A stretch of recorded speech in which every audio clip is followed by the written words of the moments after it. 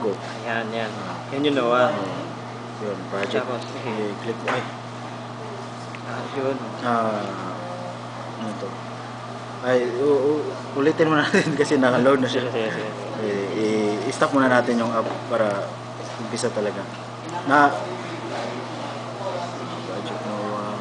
First, stop muna natin para Ang network niya smart. naka-smart ako pero kahit anong internet connection pwede siya basta mayroon kang Android na phone or tablet. So ito yon, Project Noah, naka-install na sa phone ko. Tap yung icon.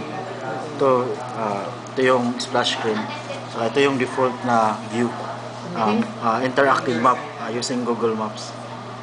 Yan. So halos pareho siya sa Project Noah website yung mga features niya.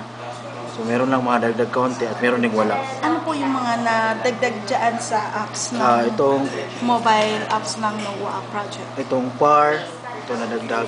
At saka ang pinaka-highlight talaga na nadagdag is yung mga location services. Ito yung i-search mo yung current location mo. Yan. So madi-display yung kung saan ako. So Quezon City. Specific halimbawa, nasa Quezon City ka, mas madali yung access compared doon sa website? Hindi, I mean nga mas location aware yung app. Yung sa website, meron din silang location. Mas specific. Location aware. Yun ang speaking. Yun. At meron siyang notification, yun ang manonotify ka kasi phone mo, di ba, mga sa app. Meron siyang notification actually. So, hindi lang natin makikita kasi live data yung kinukuha niya.